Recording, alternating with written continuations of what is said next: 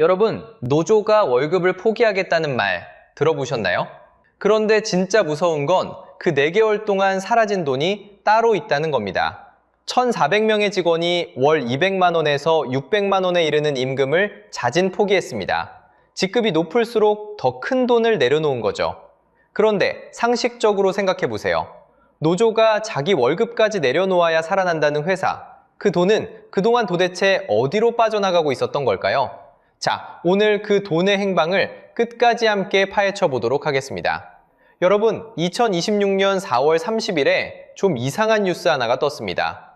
바로 홈플러스 일반 노동조합이 임시 대의원 대회를 열고 조합원 1,400명 전원이 월급을 안 받겠다고 결의한 겁니다.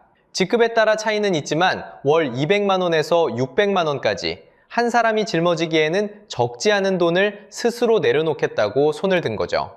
자, 이 뉴스가 처음 뜨자마자 댓글창이 어떻게 됐는지 아세요?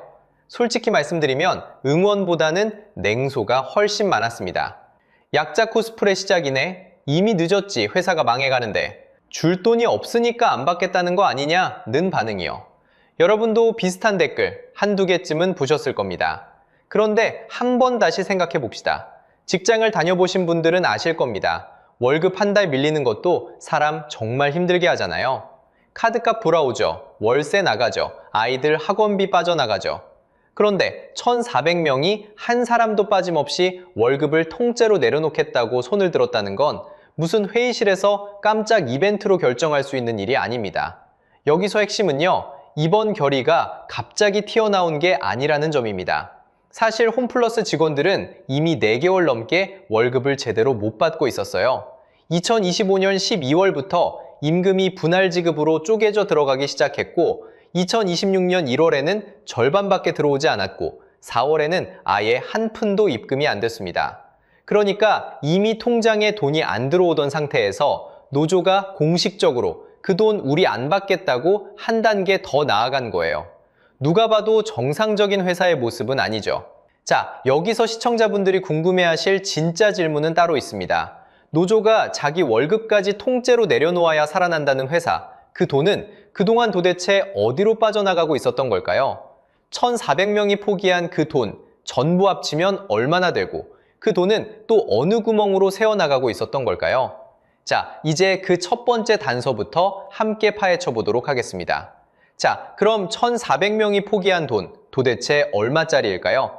직급별로 한번 따져보겠습니다. 매장 관리 직급은 월 600만 원, 중간 연차는 약 400만 원, 신입급은 200만 원 정도. 이걸 4개월치로 환산하면 한 사람당 적게는 800만 원에서 많게는 2,400만 원이 그냥 본인 통장에서 사라지는 셈입니다. 자녀 학원비, 대출 이자, 부모님 용돈까지 다 묶여있는 그 돈이에요. 그런데 여기서 한 가지는 짚고 넘어가야 합니다. 1,400명이라는 숫자, 전체 직원 약 1만 6천 명 중에 약 9% 수준입니다. 10명 중 1명 정도인 거예요. 일반 노조 소속 1,400명이 먼저 손을 든 거고 나머지 직원분들은 각자의 자리에서 4개월째 임금이 밀린 채로 버티고 계신 거죠. 노조가 회사를 살린다는 미담만 그리는 건 사실과 거리가 있다는 뜻입니다. 그런데 진짜 문제는 따로 있습니다. 바로 매장이에요. 여러분, 최근에 동네 홈플러스 한번 가보셨나요? 가보신 분은 제가 무슨 말 하려는지 단번에 아실 겁니다. 냉장 매대 자리에 라면이 채워져 있습니다. 우유나 요거트가 들어가 있어야 할 자리에 컵라면이 줄 맞춰 서 있는 거예요. 상식적으로 생각하면 이게 마트 풍경 맞나 싶죠. 그뿐만이 아닙니다. 강서구 본점에선 계란이 통째로 떨어졌고요. 다른 매장에선 맥주, 삼각김밥, 생수까지 빠진 채 며칠씩 방치된 상태였습니다. 시청자분들이 직접 댓글로 올려주신 풍경이거든요. 손님이 장을 보러 갔는데 살 게 없으니 매출이 어떻게 됐을까요? 매대 공백이 심한 점포는 매출이 평소의 30% 수준까지 추락했습니다. 평소 100만 원 팔던 매장이 하루에 30만 원 파는 셈인 거예요. 이건 마트가 아니라 거의 텅 빈 창고에 가까운 상태인 거죠. 여러분, 동네 홈플러스도 혹시 이런 풍경이신가요? 매대 절반이 비어있고 라면만 빼곡하게 들어찬 그 그림 말이에요. 그런데 여기서 진짜 이상한 점이 있습니다. 한국 2위 마트가 어쩌다 이런 지경이 됐을까요? 자, 여러분, 그래도 이게 일시적인 거 아닐까 생각하실 수 있습니다. 한군기 매출이 안 좋아서 잠깐 흔들리는 거 아니냐는 거죠. 그런데 숫자로 보면요. 이 회사는 일시적이라는 단어로 설명할 수 있는 상태가 이미 한참 전에 지났습니다. 먼저 적자입니다. 한 해 적자가 아니라 4년 연속 적자거든요. 가장 최근 회계연도, 그러니까 2024년 3월부터 2025년 2월까지의 영업손실이 무려 3,142억 원입니다. 전년 대비 손실폭이 57.5% 더 커진 수치예요. 매출은 6조 9,920억 원. 쉽게 말하면요, 매출은 제자리인데 적자만 매년 더 커지고 있다는 얘기입니다. 여기서 진짜 무서운 신호가 하나 더 있습니다. 한영회계법인이 2024 회계연도 감사보고서에 감사 의견 거절을 박았습니다. 이게 뭐냐? 회계사가 이 회사 장부에 사인을 못하겠다고 손을 들어버린 상태입니다. 쉽게 말하면 회계사가 장부에 X자 찍고 도망가 버린 겁니다. 이유도 명확해요. 갚아야 할 돈이 가진 돈보다 1조 7,921억 원이나 더 많아서 이 회사가 계속 굴러갈 수 있을지 의심스럽다는 겁니다. 그 다음이 더 비정상적입니다. 2025년 2월 28일 한국기업평가가 신용등급을 A3에서 A3-로 강등합니다. 그런데 그 나흘 뒤인 3월 4일 회사는 곧바로 서울회생법원에 회생 절차를 신청해요. 강등 나흘 만에 회생 신청. 상식적으로 생각해보세요. 등급 떨어지자마자 회사가 손드는 속도가 갑자기 사고 난 게 아니라 이미 다 준비되어 있었다는 얘기 아닙니까? 지금은 어떤 상황이냐? 서울회생법원이 회생계획안을 가결할 시한을 벌써 2번 연장했습니다. 원래 5월 4일까지였는데 다시 7월 3일까지 2달 더 미뤘어요. 회생 절차란 게 법원이 지켜보는 응급수술인데 그 수술 일정이 2번이나 미뤄졌다는 뜻이거든요. 환자 상태가 그만큼 위중하다는 얘기입니다. 자, 여기서 핵심입니다. 4년 연속 적자, 3,142억 영업손실, 회계사 의견 거절, 강등 나흘 만에 회생 신청. 표면 숫자만 봐도 이 정도로 심각합니다. 그런데 여러분, 이 4년 연속 적자가 정말 시장이 어려워서 그랬을까요? 한 발만 더 들어가 보면 표면 숫자보다 훨씬 더 무서운 그림이 나옵니다. 자, 이제 표면 단서 두 번째를 보겠습니다. 이번엔 회사가 무너지는 그림을 숫자 지도 위에 펼쳐드릴게요. 먼저 점포수입니다. 한때 홈플러스는 전국에 146개 점포를 가진 한국 2위 마트였습니다. 그런데 지금은 약 104개로 줄었어요. 매장 42곳이 10년 사이에 통째로 사라진 겁니다. 그런데 여기서 끝이 아니에요. 회생계획안에 보면 부실 점포 41곳을 더 정리하기로 돼 있고 그중 19곳은 올해 안에 영업을 끝낸다고 합니다. 여러분, 동네 홈플러스도 이 41곳 안에 들어있을 수 있어요. 매출은 앞에서 보신 그대로입니다. 매대가 비어버린 점포에선 평소의 30% 수준, 가게 입장에선 숨이 끊어지기 직전인 거죠. 자, 여기서 핵심입니다. 그럼 이 회사한테 돈을 빌려준 사람들은 누구일까요? 회생 채권 명단을 열어보면 이름 하나가 압도적으로 큽니다. 메리츠 금융그룹입니다. 신고된 회생채권만 1조 3,028억 원, 원금 1조 2,166억에 못 받은 이자 861억까지 더한 금액이에요. 1조 3천억이라는 숫자, 감이 잘 안 오시죠? 직장인이 평생 일해 모은다는 자산이 10억 안팎이라고 치면 그 1,300명분이 한 회사, 한 곳에 묶여 있다는 얘기입니다. 그런데 정말 이상한 일이 벌어집니다. 그렇게 큰 돈을 떼일 위기에 놓인 메리츠가 다시 약 2천억 원을 더 빌려주는 걸 검토하고 있어요. 이걸 DIP 대출이라고 부릅니다. 응급실에 실려온 환자한테 일단 수혈부터 꽂는 돈이에요. 환자가 살아있어야 그동안 빌려준 돈이라도 받을 수 있으니까요. 여기에 또 하나의 카드가 등장합니다. 홈플러스 익스프레스 매각이에요. 동네 골목에 있는 그 작은 슈퍼마켓 형태 점포 묶음 말입니다. 우선 협상자는 하림그룹 계열 NS 홈쇼핑으로 정해졌고 본 계약은 4월 30일에 체결됐습니다. 매각 대금은 약 2천억 원대로 추정되고 6월에 잔금이 들어올 예정이에요. 그런데 여기서 꼭 짚어야 할 게 있습니다. 이건 회사 본체를 파는 게 아닙니다. 회사의 한쪽 사업부만, 그러니까 익스프레스 부문만 떼어 파는 거예요. 상식적으로 생각해보세요. 환자가 자기 장기 하나를 떼어내서 파는 셈입니다. 그 돈으로 일단 수술비는 내겠지만 몸은 그만큼 더 약해지는 거죠. 결국 그림은 이렇게 정리됩니다. 점포 42개가 사라졌고 채권자 한 곳에만 1조 3천억이 묶여 있습니다. 거기서 다시 2천억을 빌리고 사업부 한 덩어리를 또 2천억에 떼어 팝니다. 표면만 봐도 이미 응급실 풍경이에요. 그런데 여러분, 진짜 무서운 건 따로 있어요. 표면 단서가 진짜 원인이 아니라면요. 자, 이제 진짜 범인을 만나러 가봅시다.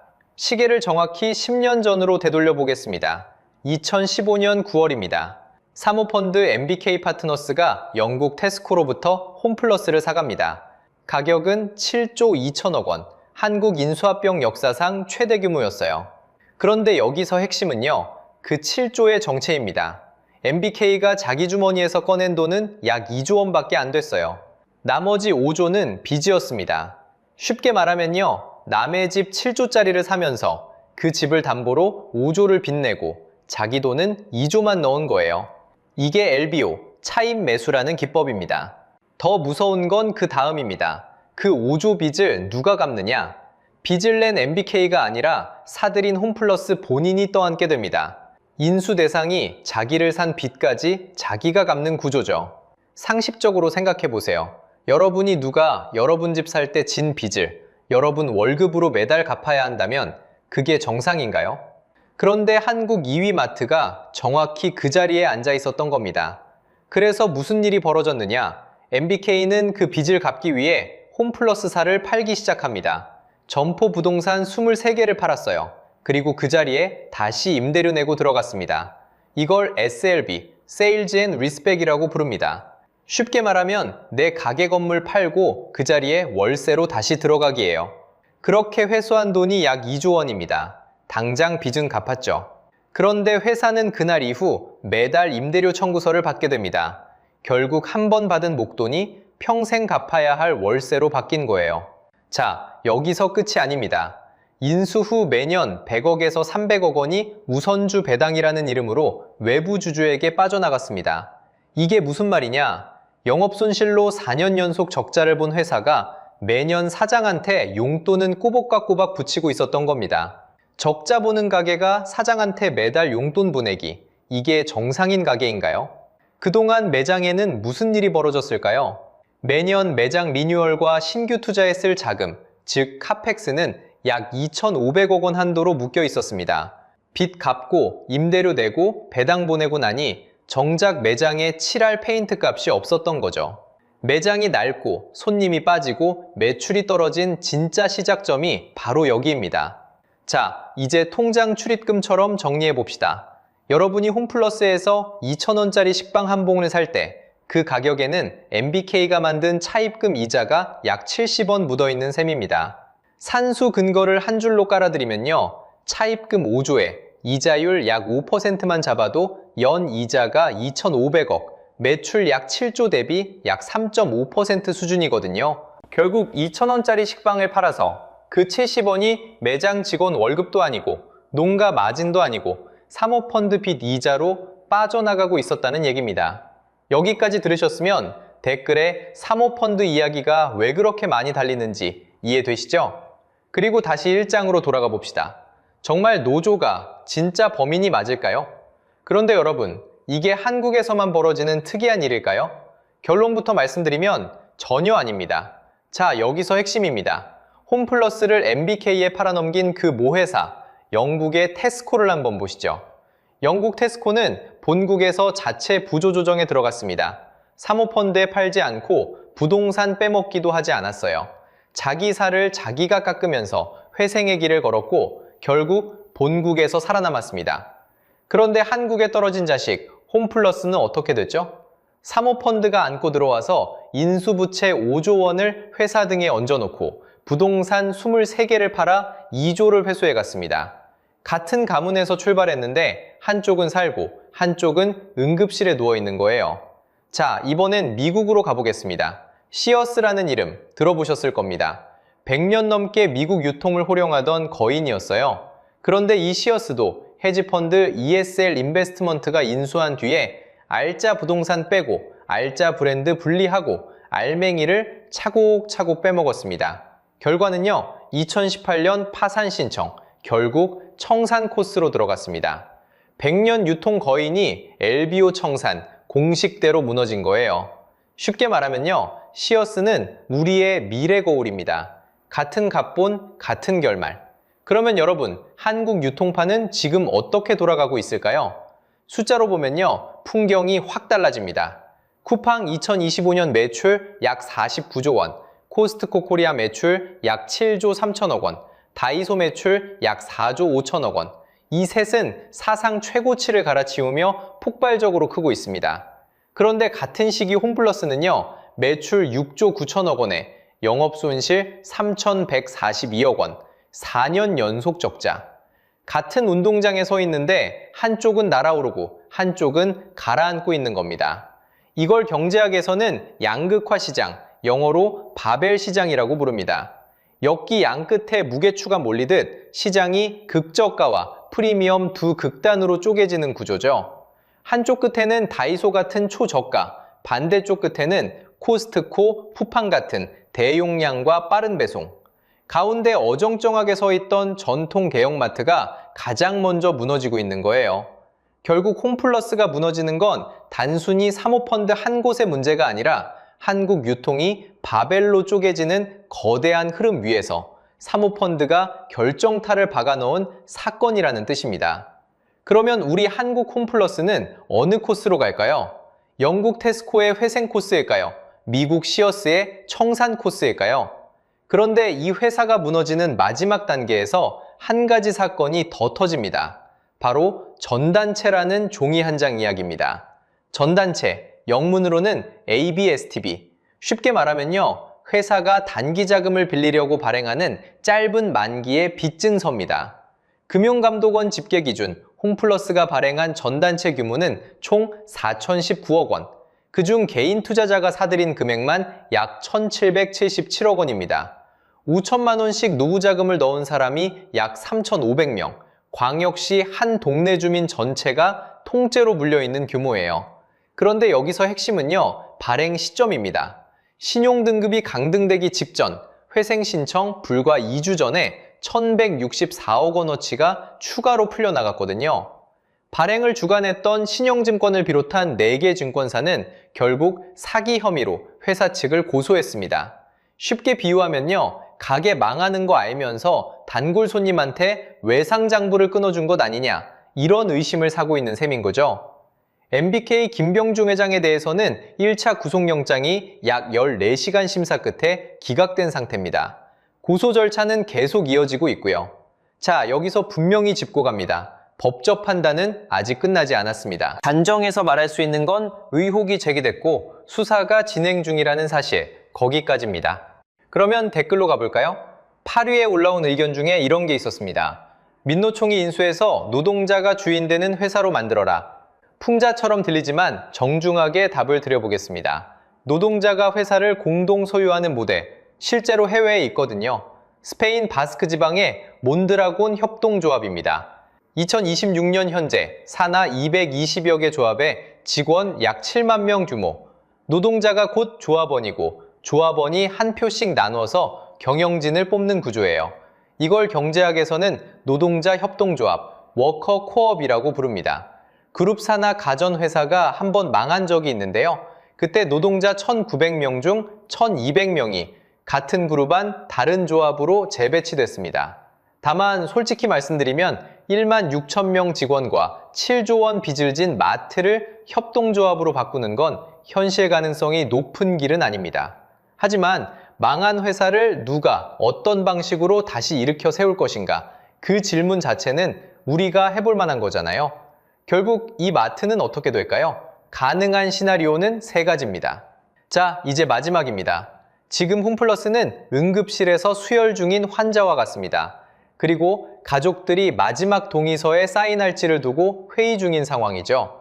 의사가 내민 진단서에는 3갈래 길이 적혀 있습니다. 첫째, 회생. 둘째, 부분 매각. 셋째, 청산. 어느 길로 갈지는 2026년 7월 3일까지 결정됩니다. 첫째 시나리오, 회생 성공입니다. 메리츠 금융이 검토 중인 DIP 대출 약 2천억, 익스프레스 매각 대금 약 2천억, 그리고 1,400명 노조원의 4개월치 임금 포기. 이 세 가지 수혈팩이 동시에 들어가야 합니다. 그리고 7월 3일까지 회생계획안이 법원에서 가결돼야 환자가 일어납니다. 가능성은 열려 있지만 메리츠가 DIP를 거부하라는 전단체 피해자들의 시위도 변수입니다. 둘째 시나리오, 부분 매각입니다. 본체는 청산되고 알짜 점포만 인수자에게 넘어가는 그림이죠. 이 경우 1만 6천 명 직원 중 상당수가 정리될 가능성이 큽니다. 셋째 시나리오는 가장 어두운 길, 청산입니다. 미국 시어스가 갔던 그 코스죠. 점포 전체 폐정, 1만 6천 명 일자리 소멸, 100년 유통거인이 사라진 그 길을 한국이 그대로 따라가는 겁니다. 자, 여기서 핵심입니다.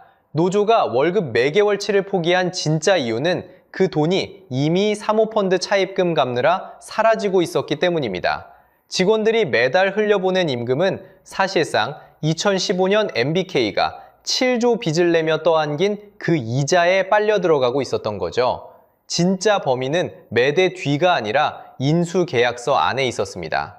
그래서 여러분께 묻고 싶습니다. 여러분 동네 홈플러스는 지금 어떤 풍경인가요? 라면만 채워진 매대를 보셨다면 댓글로 매장 이름과 풍경을 남겨주세요. 그리고 사모펀드의 차입 매수가 여러분 동네 마트뿐 아니라 여러분의 직장에도 어떤 변수가 되는지 이제는 한 번쯤 들여다볼 때입니다. 다음 영상에서는 그 다음 차례를 추적합니다. 이마트, 코스트코, 다이소, 한국 유통 양극화의 끝에서 다음 차례는 누구인가 함께 파헤쳐 보겠습니다. 오늘 영상이 유익하셨다면 좋아요와 구독 부탁드리겠습니다. 영상 제작에 큰 힘이 됩니다. 다음 영상에서 뵙겠습니다.